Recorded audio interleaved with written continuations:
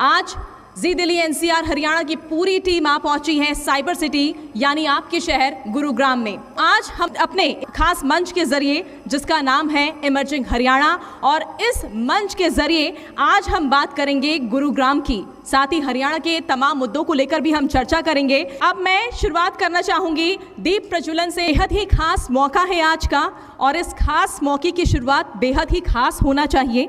हमारे साथ हमारे खास मेहमान बने हुए हैं, इनसे हम आज की शुरुआत करेंगे, सेशन की शुरुआत करेंगे। लेकिन उससे पहले शुभ कार्य की शुरुआत देखिए जिस तरह से होती है, दीप प्रज्वलित यहाँ पर हो रहा है और बेहद ही शुभ होता है।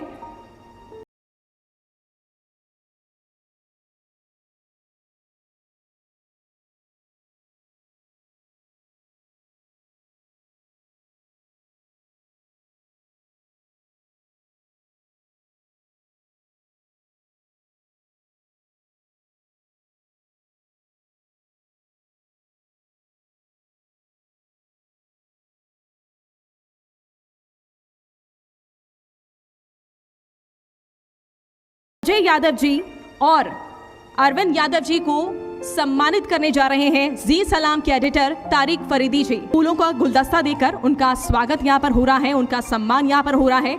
एक बार जोरदार तालियों से स्वागत करिए कैप्टन अजय यादव जी का और अरविंद यादव जी का, जो पहले हमारे सेशन की ये खास मेहमान है। बेहद ही खास मौका ये। Thank you sir, thank you so much, आप मंच पर आए। शुक्रिया सुप्रीत। शुरुआत करते हैं सेशन की। और सर सबसे पहले तो आप दोनों का बहुत बहुत शुक्रिया, आपसे शुरुआत हो रही है। इमर्जिंग हरियाणा है और निश्चित तौर पर अगर मनु गुरुग्राम में बैठे हैं तो ये संभव नहीं है कि दक्षिण हरियाणा की राजनीति पर बात नहीं होगी। पहले दोनों गेस्ट से पूछ लेता हूँ, भाई साहब पैनल ठीक बन गया है ना? दोस्ती थी, लग रही थी जब आए थे आप लोग, पैनल ठीक बन गया है, खुलकर वार प्रतिवार हो पाएंगे कि सर नहीं हो पाएंगे? कैप्टन सर आपसे।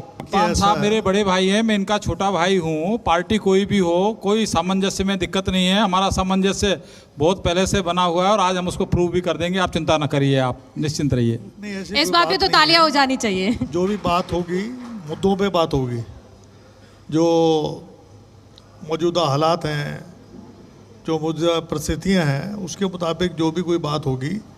अरविंद जी जो हैं हमारे रेवाड़ी से ही हैं। आज की राजनीति की बात करूं उससे पहले ये गुरुग्राम को बदलते हुए, इमर्ज करते हुए हरियाणा को आपने देखा होगा तमाम संवैधानिक पदों पर बैठे हुए। पहला रिएक्शन का मौका मनु मुझे लगता है कैप्टन साहब को ही देना चाहिए। 2023 है आज, कहाँ खड़ा है ये गुरुग्राम, कहाँ खड़ा है ये हरियाणा? देखिए गुड़गांव जो है वो एक मिलेनियम सिटी है और स्वर्गीय संजय गांधी जी के समय में सबसे पहले मारुति यहाँ स्थापित की गई थी। सबसे बड़ी बात है कि जितने भी हमारे समय में जो उद्योग यहाँ स्थापित किए गए वो नॉन पोल्यूटेंट उद्योग यहाँ स्थापित किए गए, चाहे आपके उद्योग विहार हो, चाहे आपके और जगह हो। इसके अलावा आपके नज़दीक IMT मानेसर है। और जो आज के दिन जो परिस्थिति है, जितना कुछ होना चाहिए था गुड़गांव में, जो पिछले 8.5 साल में जितना काम होना चाहिए था, उसका उल्लेख आप कहो तो मैं करूं या बाद में कर दूं? आप मुझे जब प्रश्न पूछेंगे आप एक लाइन में बता दीजिए कि जो कंटिन्यूटी की ये बात की, राजनीति में मनु एक कंटिन्यूटी होती है। आपने कहा कि उस समय से लेकर गुरुग्राम का पूरा इतिहास बताया। अरविंद जी आपके साथ बैठे हुए हैं, तो कुछ क्रेडिट तो 2014 ऑनवर्ड्स बीजेपी सरकार को भी आप दे सकते हैं। अभी जी माइक ले लीजिए, मैदान में उतरने का वक्त आ चुका है। कंटिन्यूटी का क्रेडिट दे रहे हैं कि नहीं? मैं एक छोटा रिएक्शन, मेरा यही कहना है। देखिए गुड़गांव में जो है एक पोल भी मेट्रो का आगे नहीं बढ़ा। 2014 के अंदर हम जहां मेट्रो छोड़ के गए थे वहीं मेट्रो वहीं की वहीं है। यहाँ का जो सिविल हॉस्पिटल है उसको डिमोलिश करने में 8.5 साल हो गए। एक यहाँ बेहतरीन सिविल हॉस्पिटल नहीं है जहाँ गरीब आदमी अपना इलाज करा सके। आप मैदानता है, यहाँ पर आपका अपोलो है, बड़े बड़े अस्पताल हैं। ओल्ड गुड़गांव में आप चले जाएं तो जाम में फंस जाएंगे आप। आपके पास जो है अगर ट्रेन भी छूट जाएगी, लेकिन जाम की स्थिति बहुत बुरी है। अरविंद जी मंच मैंने खोल दिया, आपको कभी भी इंटरप्ट करना हो बीच में आप कर सकते हैं। और मनु कुछ कह रही है? बस स्टैंड जो है, बस स्टैंड जो अभी यहाँ का गुड़गांव का है, उसकी फेंसिंग कर दी गई है, मतलब कि आप बस स्टैंड के अंदर नहीं जा सकते हैं। ठीक है, मतलब कुल मिला के आप कह रहे हैं कि जो आप छोड़ के गए थे उससे और बदतर स्थिति में नहीं, गुरुग्राम को पहुंचा दिया। मुझे 2 मिनट और दे दीजिए। हाँ प्लीज। बस स्टैंड जो है उसकी फेंसिंग कर दी है, बस स्टैंड नहीं बना, सिविल हॉस्पिटल नहीं बना। आपका यूनिवर्सिटी जो है, मैंने रेवाड़ी में इंदिरा गांधी यूनिवर्सिटी अपने समय में 2008 में मैंने स्थापित कर दी थी, लेकिन गुड़गांव के अंदर जो है यूनिवर्सिटी नहीं है, मेवात में यूनिवर्सिटी नहीं है। आप लोगों को मैं और नई जानकारी दूंगा कि जीएसटी कलेक्शन के अंदर गुड़गांव नंबर 1 है, फरीदाबाद नंबर 2 है, रेवाड़ी नंबर 3 है। ये दक्षिण हरियाणा के तीनों शहर जो है वो जीएसटी कलेक्शन में 1st to 3rd तक हैं ये।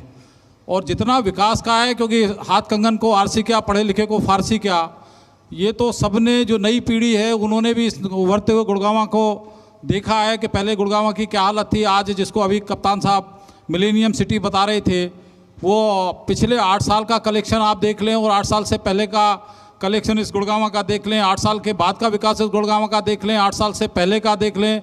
यहाँ कप्तान साहब रेवाड़ी के 6 बार विधायक रहे, उससे पहले पिताजी रहे, अब बेटा विधायक है। उसी रेवाड़ी तक जाने में गुड़गांव के लोगों को कितनी तकलीफ होती थी वो मेरे बड़े भाई उसका आकलन कर लें। यानी जो स्थितियाँ बनी हैं मनोहर लाल जी के नेतृत्व में प्रदेश में या केंद्र में मोदी जी के नेतृत्व के अंदर, जितना डेवलपमेंट हुआ है, और ये डेवलपमेंट नहीं है, आपने आज के इस कार्यक्रम सिविल हॉस्पिटल को लेकर भी वो सवाल पूछ रहे हैं, वो सिविल हॉस्पिटल को लेकर भी सवाल पूछ रहे हैं। ऐसा है कि विकास कोई एक पैमाना विकास का नहीं होता है, विकास विभिन्न पैमानों पर विकास होता है।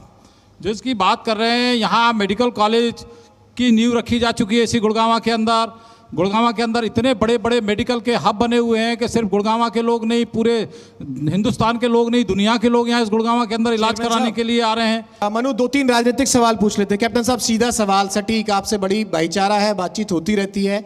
अगला चुनाव 2024 का लोकसभा की तैयारी, चिरंजीव सेट हो चुके हैं, विधायक बन चुके हैं, क्या तैयारी रहेगी, किस तरह की राजनीति? और मैं कैप्टन साहब से पूछूं खुद की क्या तैयारी, और सामने किस ओपोनेंट को चाहेंगे कि वो सामने आए? आपके लोकसभा चुनाव की बात कर रहा हूं। देखिए, लोकसभा चुनाव में जो है, जो यहाँ के सांसद हैं उनके पास गिनने के लिए कोई उपलब्धि नहीं है।